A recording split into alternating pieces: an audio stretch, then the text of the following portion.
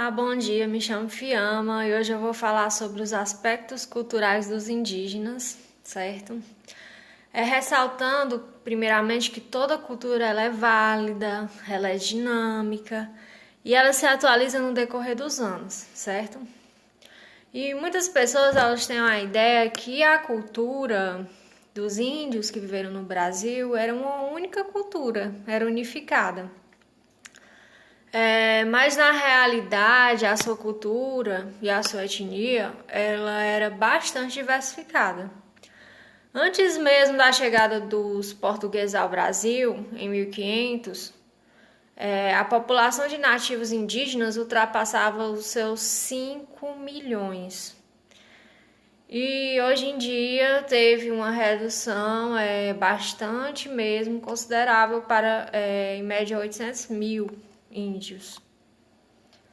E se voltando para a questão da diversidade cultural, o índio, ele era em sua forma de sustento, ele tinha como sua forma de sustento a caça, a pesca, o cultivo ou plantio de alimentos como batata, milho, mandioca, entre outros alimentos, que nós podemos levar em consideração que esses mesmos alimentos hoje fazem parte do cardápio brasileiro em geral, né? E notamos também, nós podemos perceber que o colonizador ele não só trouxe influências para os indígenas, mas como também ele foi influenciado por eles, certo? E falando das religiões, que também foram diversas, geralmente na maioria das vezes estamos falando de povos pagãos, que geralmente foram politeístas, ligados à questão da natureza. Também podemos observar os troncos linguísticos, que eles se baseavam em duas partes, que também sofreram variações gigantescas, chegando a gente ter, mais ou menos falando aí, saindo desses dois troncos linguísticos, o micro-G e o tupi, que tem variações que chegam até 1.200 línguas faladas no território nacional, certo? Também falando um pouco de como se organizavam as sociedades ou as etnias dentro das aldeias, também não dá para definir com clareza uma questão uniforme dessas etnias, certo? Porque existem etnias que se mantêm com um pequeno processo na construção das ocas, que seriam, no caso, as malocas, certo? Que são as casas que eles viviam. E também, como também existem etnias que tinham apenas uma oca central, onde toda a tribo vivia ali. O que é que isso pode significar? Isso significa que podemos fazer uma breve comparação com o conceito de público e privado com esse conceito de vivência dali, certo?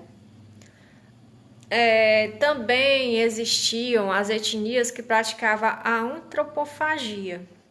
Mas o que é antropofagia? Antropofagia é o famoso canibalismo. No caso, eles comiam pessoas, mas não era por questões de saciar sua fome, mas sim por questões culturais, né? Como pensamento baseado em questões religiosas, culturais, daquela etnia, né?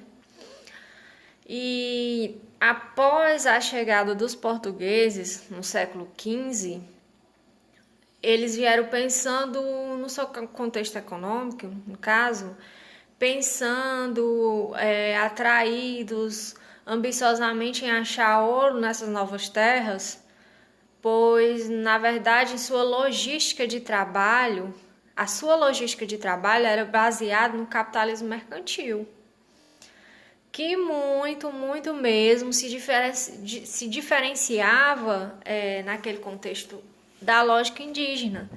Por quê? Porque os indígenas eles viviam apenas para produzir para o seu próprio consumo. E logo o que foi que aconteceu? Os portugueses começaram a fazer com que os índios trabalhassem para eles.